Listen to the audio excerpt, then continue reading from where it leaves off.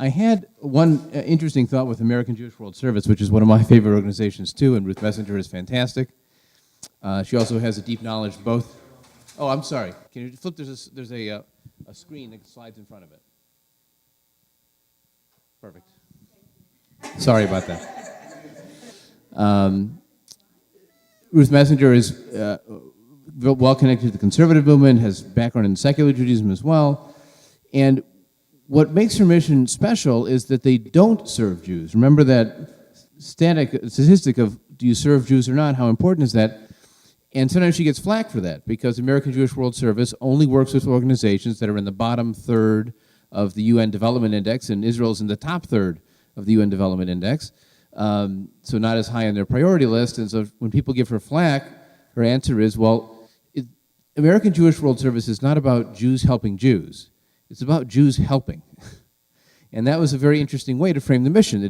You are doing Jewish by helping, but you don't have to only help Jews to be doing Jewish. And the other reaction I had before opening to the panel for questions was when you talked about the particularism versus universalism question, which is something I've grappled with quite a bit as well. The challenge with universalism is there's always your particular particularism, right?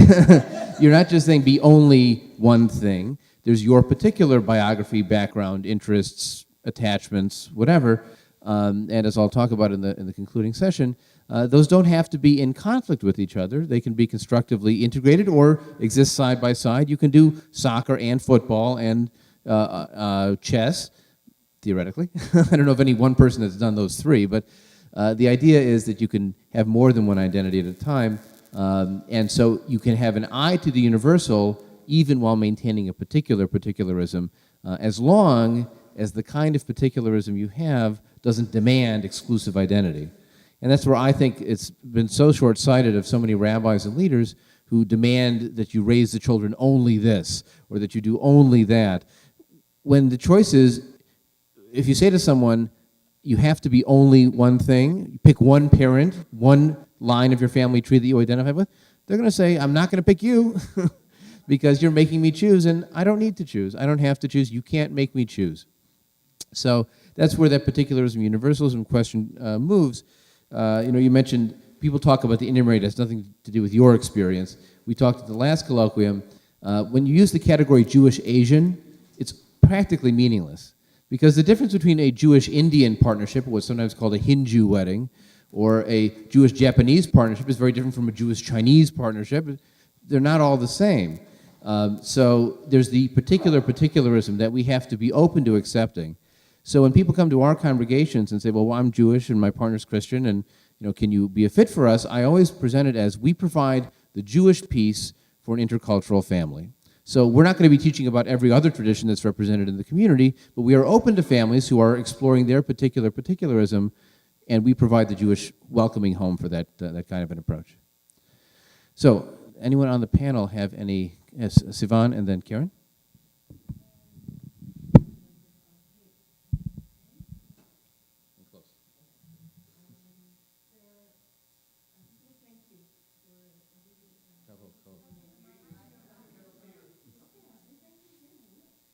It's got to be on. It is? Oh, it's on. Okay. It's on now? Yeah. Ah, okay.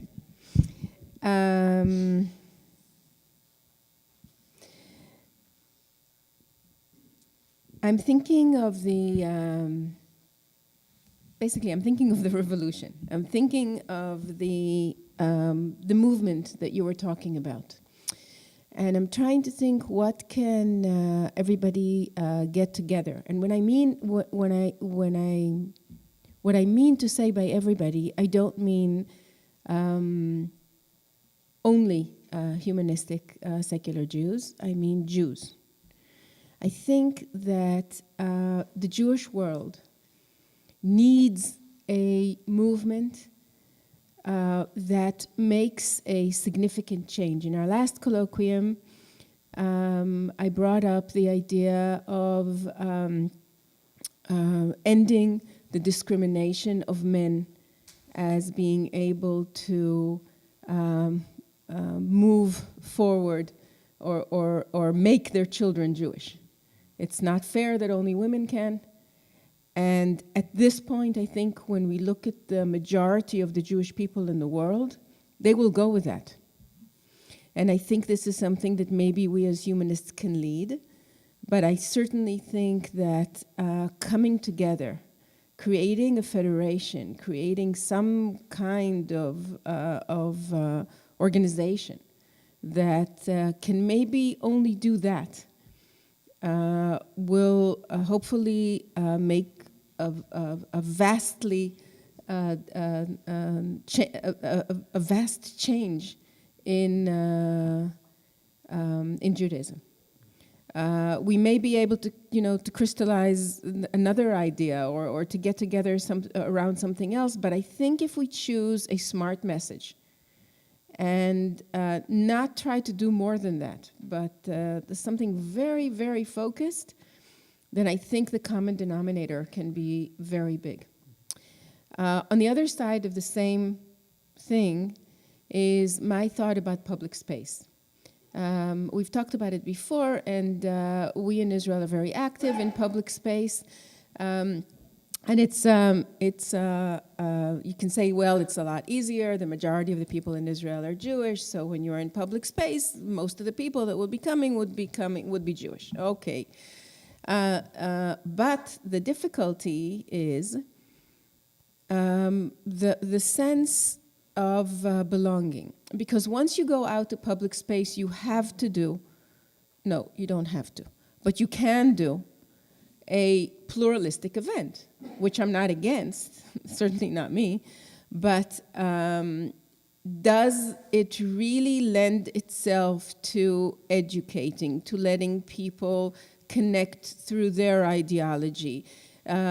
And I can tell you that the things that have been going on in Israel, both in Tel Aviv and in Haifa, now recently in Jerusalem, of all our organizations that come together, and there are a few federations of organizations together in Israel, that work together in Israel, and we do these things, I always hear people in the public, and lots of people come to it, but when it comes to the actual Kabbalat Shabbat, and somebody says the traditional blessing on whatever, lots of people said, oh, I knew this will happen, and they go away. So they're there for the music and the fun and then this, but the issue is public space and pluralism, or public space and uniqueness, and how do we do that? Well, the beauty in the U.S. is that we can't do religion. We're not going to do prayers in public venues, in part for the very reason that you're talking about, because it's going to turn off the very people that we're trying to reach.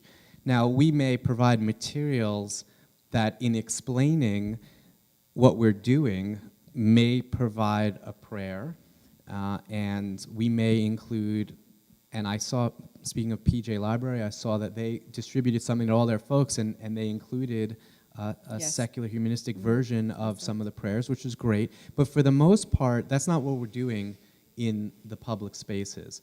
And as far as getting it to meet their ideology, what we're really trying to do is find a match for people of what's happening inside the Jewish community that might be relevant to them. So we're not doing this in every community yet. We hope that this is where we expand as an organization. But in Chicago, Adam is working with, we have an employee in Chicago whose sole job is to work with and engage the folks who are not affiliated with any Jewish organization, and to coordinate this kind of public space programming with partners like Adam, but anyone who wants to partner with us from any denomination or any Jewish organization. And when we meet somebody, if they say to us, look, I'm not a religious Jew, I'm not into religion at all, but I'm looking for a play group for my kids, and if there was a play group that had other Jewish women like me who are married to people who aren't Jewish, I might go to that. And so we'll then find that or create that for that person and try to deepen her Jewish engagement. And for us, deepening Jewish engagement means just doing more Jewish, however you define Jewish. Our end goal, unlike other organizations that pioneered public space Judaism, is not to get people to do religious Judaism necessarily, unless that's what they're looking for when we meet them. It's really client-centered, client-side, if you think about it, and that's, again, reflective of a trend in America, not among Jews necessarily, but just in America. People want to feel like they're individual, and they want things tailored to them, and that's how everything is moving towards. You go to Amazon, and they know everything about you. It's scary. But people are fine with that because they like the convenience of having books recommended directly to them. It's that kind of idea.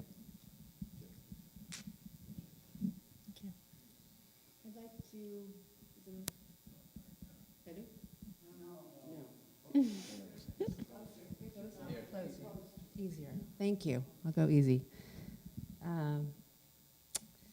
So I'd like to agree with Paul, disagree with Paul, and then suggest a change.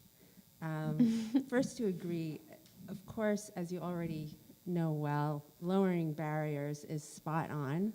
And just to share that when the men who participated in my study came to my office at the Frankel Center for Judaic Studies at the University of Michigan, for some of them, that was the Jewish door that they felt like they were stepping through. And they were, in part, comfortable doing that because it was at the university, and someone was taking an interest in their story and really validating. They left with a feeling of validation of their experience. And then also the Barnes & Noble, which I'm completely on board with and trying to do more with Barnes & Noble, actually. But in addition to the public space being places where Jews feel comfortable coming, it's also where I think we have opportunities to interact with their loved ones who may simply be browsing in the aisle in Barnes & Noble or the supermarket. And if we can engage them, even just in a spontaneous conversation, it's really an opportunity to open the door for them as well.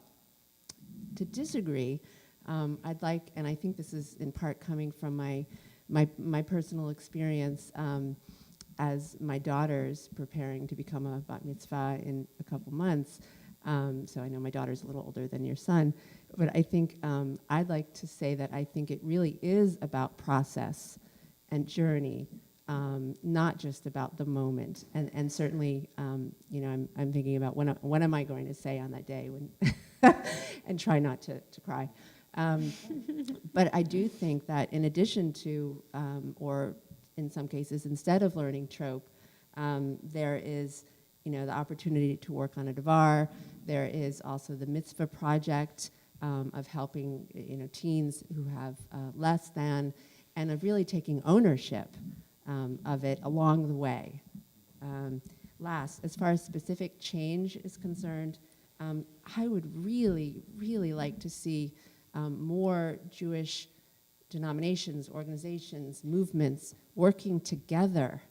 One of the best events I went to in recent months was where there was the leader of a federation who is modern Orthodox, the president of a JCC, and members of both Reform and conservative synagogues, and they were all speaking together and learning from each other. Because I think it's the infighting among Jewish organizations that in many ways inhibits us from doing more Jewish in the world. I will say that we are happy to come whenever they invite us. So I'll respond quickly.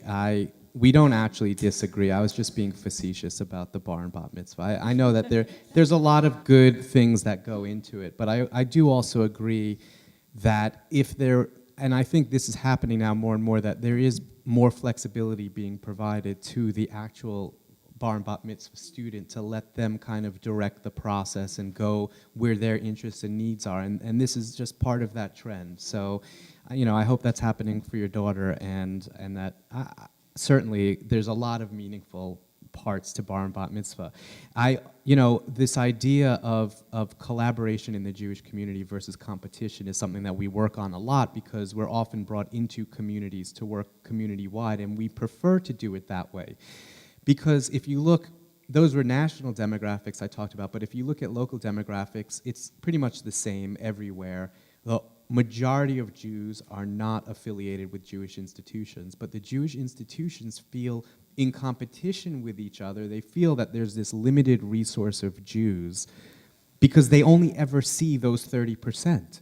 They don't go out to see the other 70%. And when we talk to them about all of the things that they can do, we tell them, if you work together to go find people, a rising tide raises all ships. You'll all benefit. If your affiliation rate, if you can get your affiliation rate from 30% to 36% in your community, everyone is going to get an extra member or two, this or five.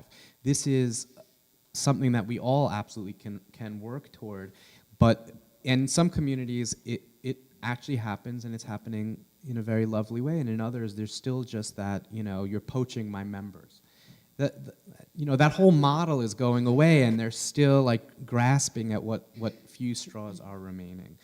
And what you said about the university setting, I have a hard job to explain to people who don't know, who ask me what I do. It's not like I'm an accountant. So I've often wondered, initially I was a little hesitant about explaining, and I would hem and haw and say nonprofit, but now I just flat out say, I'm working to help welcome in interfaith families into the Jewish community or something along those lines. And you have no idea how often someone will say to me, oh, okay, my dad is Jewish, or, oh, okay, my sister married somebody who's Jewish. It's touched the lives, and Adam mentioned yesterday, it's touched the lives of so many families. Everybody understands how big a phenomenon this is. So now I just kind of explain that. But my wife is a flight attendant, and it's a lot easier to explain to my 2-year-old what she does than what I do.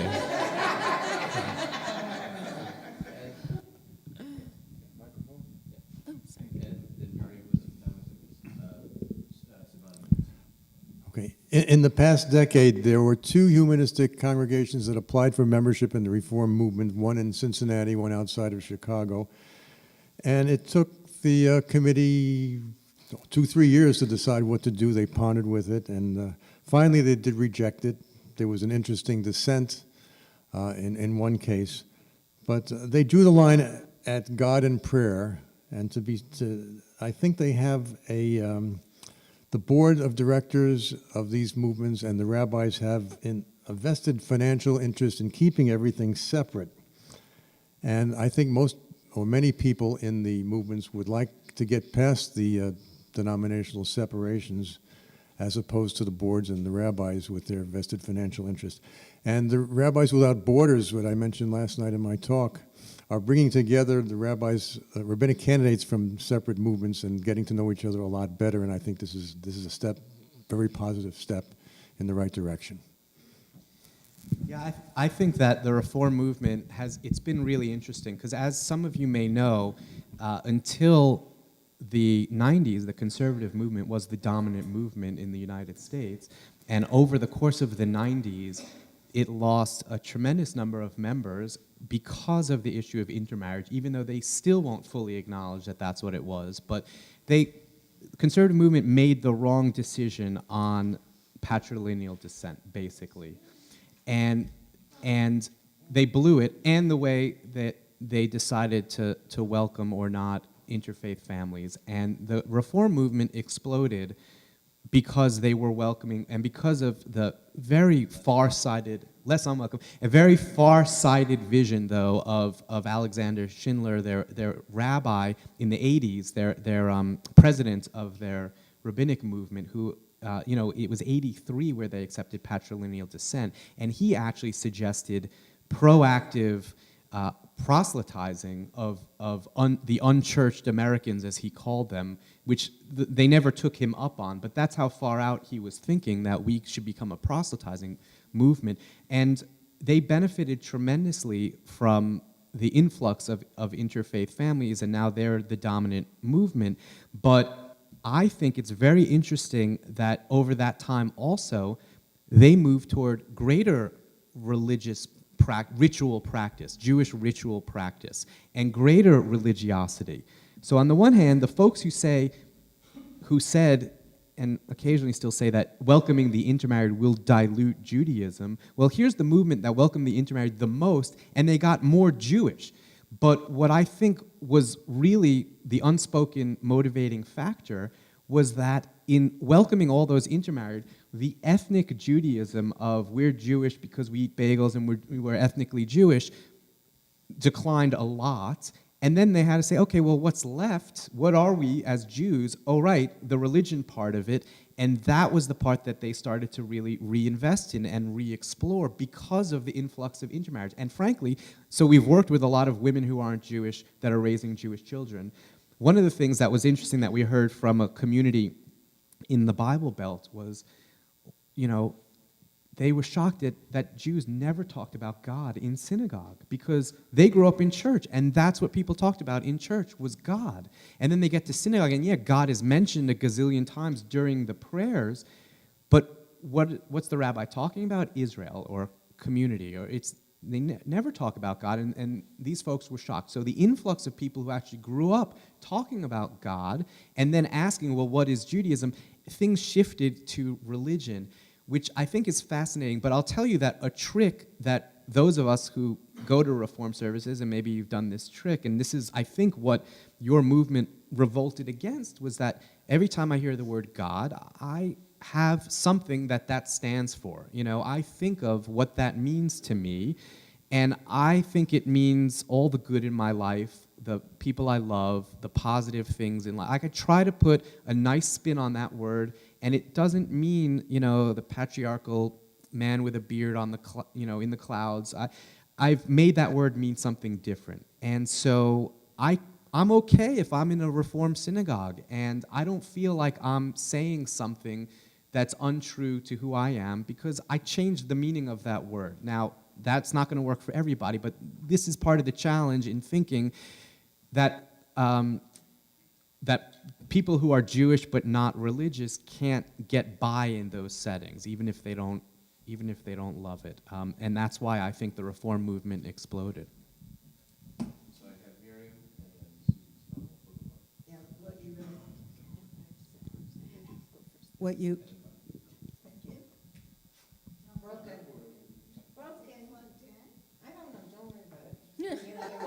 Don't worry about what's happening here. Just give me another one. okay. So I first want to ask and thank everybody in the audience who made comments. I tried my best to keep it focused, Paul, on specifically what you spoke about, because some of these take us far afield. And I'm bypassing all my questions. So the first is, I'm going to read 4 because I think they just move into each other. The first is talking about barriers. If someone is not ready or willing to say being Jewish is not a religion, then secular humanistic Judaism needs to accept people where they are. Are we sometimes not being sensitive to that with more involvement? Maybe or education, this might be able to change. But it is this barrier that secular humanistic Jewish communities might be setting up for people who are looking to bridge, which we've spoken about a lot, and what can we do to help that bridge? And then the next 3 kind of talk about the revolutionary or uniting things that we could do. Egon Mayer said Judaism of the future is storefront Judaism, where we do sell doing Jewish services that people are interested in. Young people are buying what they want. Can we make services that are more appealing for them to buy? And then just something on the social justice. Isn't Tikkun Olam the overall uniting mission that Paul is speaking about? And the downside of that, if Jews are drawn into Jewish social activism, won't this pull them out of general social activism and lead to a form of Jewish segregation in American society? Wow, those are great questions. Well, that last one about segregation or integration versus integration is really the same conversation about particular versus universal. And, you know, if you want to address poverty, do you want to address it where people are literally dying of starvation, where in no case, for the most part, is that going to be a Jewish person? Or do you want to address hunger among elderly Holocaust survivors, which is a real issue that needs to be addressed as well? And many in the organized Jewish community would say you have to look after family first. Family comes first. And in fact, I think there's teaching in our tradition that suggests it works outward from rings. And so there's valid arguments on both sides. You know, well, I want to give my money to the people who need it the most, regardless of their religion or ethnicity. Everyone has to answer that for themselves, but I think that the Jewish community, despite all the fears, is strong enough to do both at the same time. We can do both. It's not an either-or choice. And I'd like to do both. So I don't think it's a dichotomy that we have to choose from. I think we have to acknowledge that it exists, and then we can say, here's when I do Jewish, here's when I do universal. I can walk between those two. Tikkun Olam is such a broad idea that you can say picking up that piece of garbage on the street and throwing it out was your Tikkun Olam for the month. And then, you know, it's like, it can be anything. So it's resonant because people want to do good and it feels good to do good.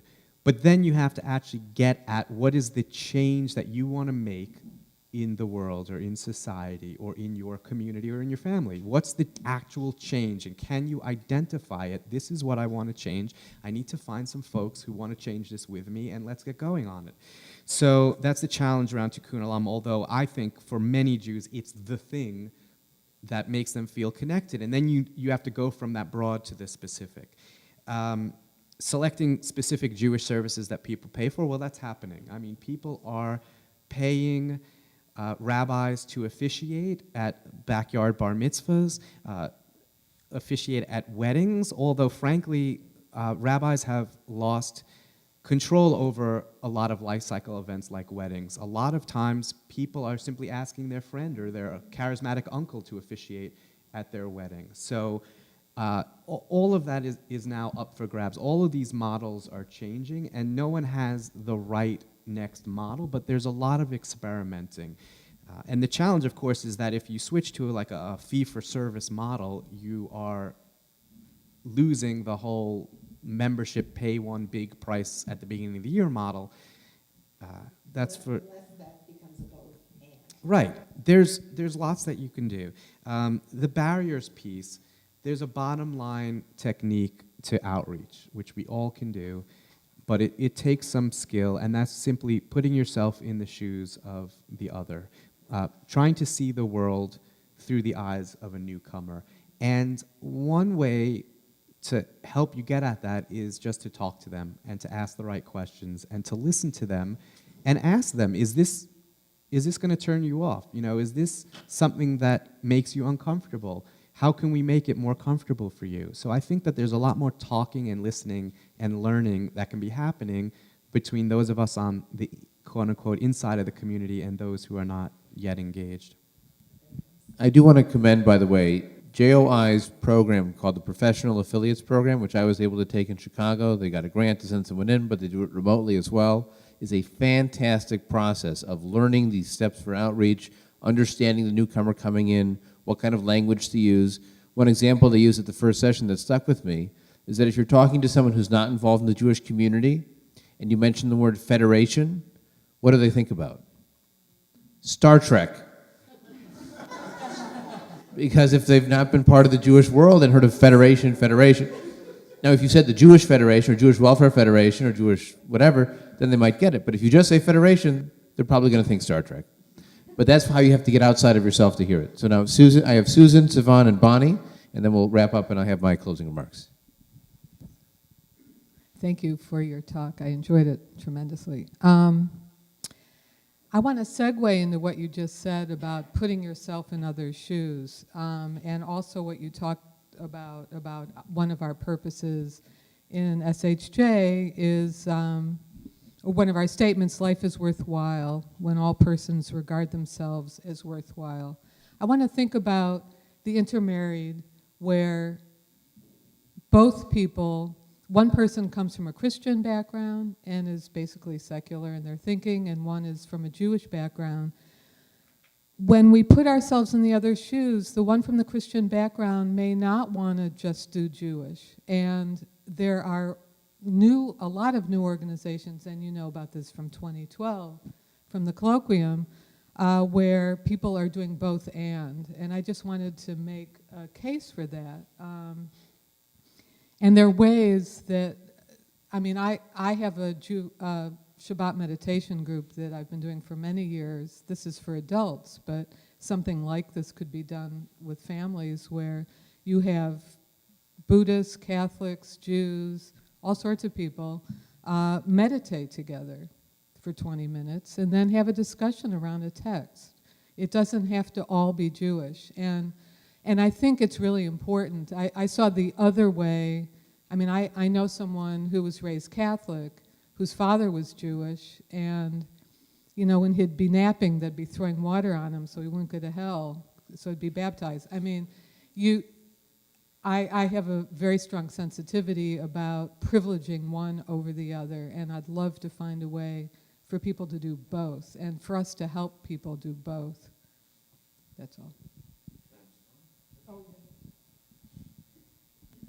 Well, my organization takes the same approach that Adam mentioned, where we're here to provide the Jewish component, and you are going to do whatever you want to do anyway, so we're not going to tell you what to do.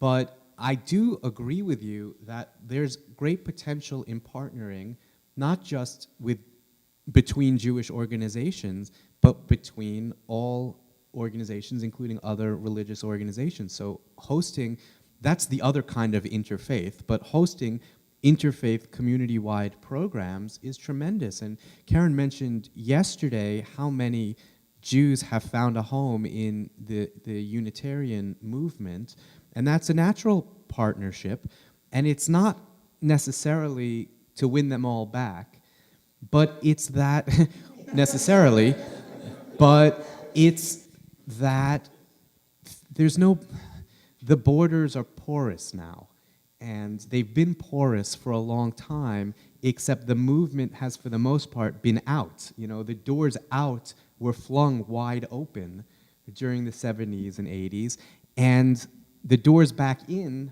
it's like one little tiny narrow door and you have to stoop down.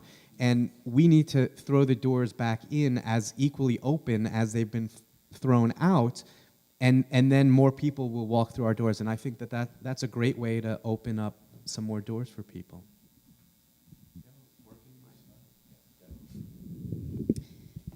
2 points, one organizational and one language.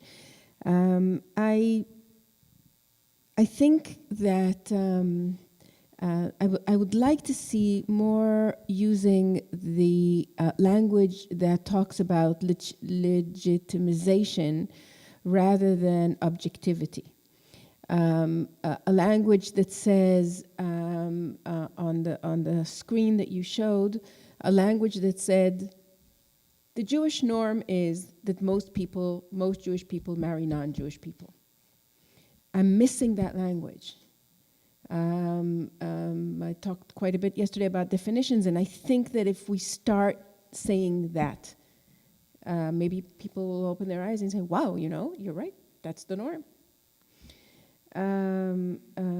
Organization. On the risk of sounding a little Marxist, what is our vision, or what could be our vision for the new organization of the Jewish world, or how to succeed professionally in the new Jewish world. If we, in the past, had a temple which every Jew paid half a shekel for, or later, maybe not later, during the Second Temple, we already had synagogues where people were supporting, and today we do, but less people are affiliated with that. And now we have rabbis who do, as you said, weddings and bar mitzvahs, et cetera, and you have people who are not rabbis who do that. Maybe we can help them with content, et cetera, et cetera. But what's the vision of an organization, of organizations maybe, when people don't want to belong to an organization? So there's no definite answer yet, and I don't know that there's going to be one right answer the way it has been since the 50s. This membership model has been around at least since the 50s, and according to Adam, since 50 BCE. But the model that my organization works on is similar to one that I really like also, which is, I use the analogy, and I've heard others use this analogy, of hosts and guests. We are the hosts. We are part of this community, a synagogue community, and we'd love to host you for Shabbat services. And as hosts, well, what does it mean to be a host in your home? Well, are you going to ask people to reimburse you for the food that you serve them? What do you do? How do you behave when you are the host? And not you, but how do you behave when you're the host? He doesn't want to hug and with the recognition that our guests may at some point join us in becoming hosts also. That knowledge that anyone can join us to become a host as well, but you're new here or you're not yet feeling like you're part of us, and you're not. So but again, it's this kind of gray area, as opposed to you're either a member or you're not a member. Members can do this, non-members can't do that. Like, life is so much easier when it's black and white, but it's just not black and white for most people. And if you then extend that model up, the way our programs are provided for free to end users is because some very rich dude is paying us to run those programs. I mean, we have to go find a third party who believes in what we're doing, who wants to fund us, and that's a different model, and it's a challenging thing to do, but it happens. And if you bring that back down to the guest and host model, the hosts understand that there are costs involved to hosting this thing, and we're going to put in what we can or whatever, and we're going to host this thing. So that's how I kind of imagine it. That's great.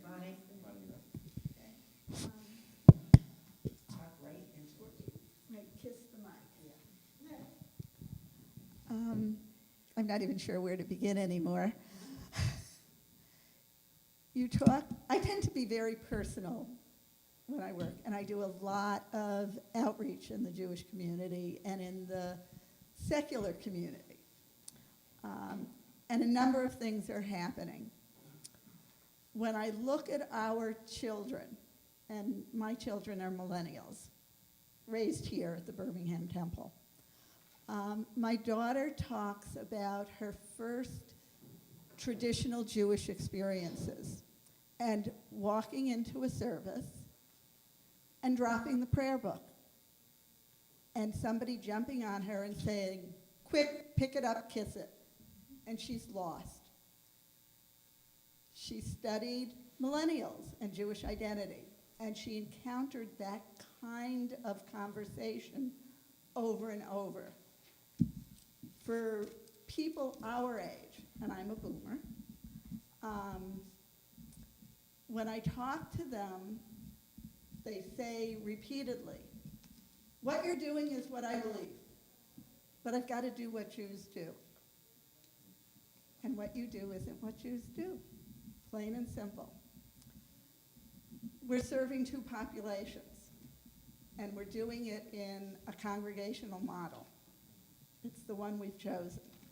The secular humanists are now defining three kinds of humanism. There's religious humanism, and you saw when you asked the question, half of us reject that concept. There's secular humanism, clearly no God. And then there's congregational humanism, where they're putting us. We're serving two populations. We're serving our members who came to us looking for congregational Judaism. I know when I talk to younger people, they're not looking for congregational Judaism. How do you transition to serve those two populations? We probably do the congregational model pretty well. Right. We're not doing that other model. We're not reaching our own kids. We're not reaching other kids who we know are increasingly secular, who don't believe in God, but still may have a Jewish identity. Yeah, you've raised a lot of different challenges. So the folks who are looking for congregational Judaism, I think you have your pitch, and I think that you need to do, frankly, the same things that I consult with synagogues from other denominations with, not just about going out to where people are, but looking at your marketing material, looking at the barriers to participate, like all of those things, because in that way, even though it's really hard to hear, you guys are just like everyone else in that regard. I mean, this is the model you're working on.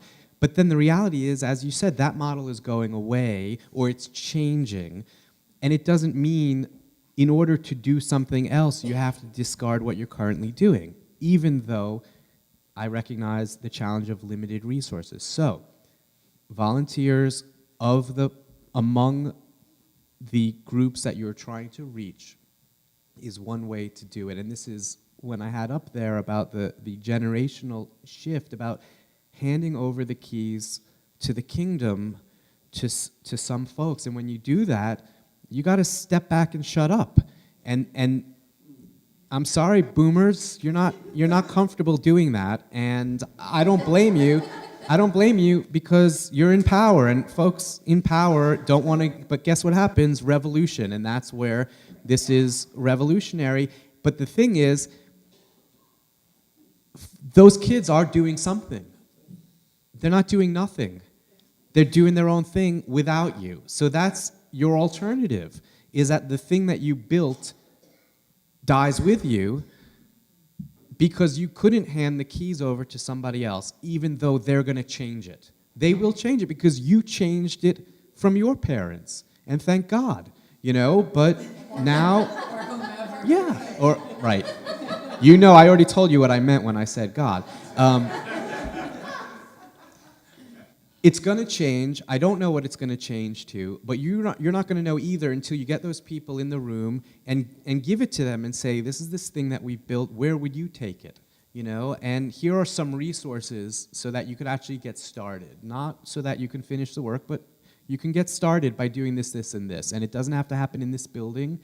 But here's our core principles, and those really will resonate with a lot of people. And that's why I had the word mission up there. Go back to your mission, go back to your principles. Those are all solid. That's your foundation, and your foundation is solid. And then have other people help you build up on it. Well, I want to thank Paul and our panelists for a very stimulating discussion. Thank you very much.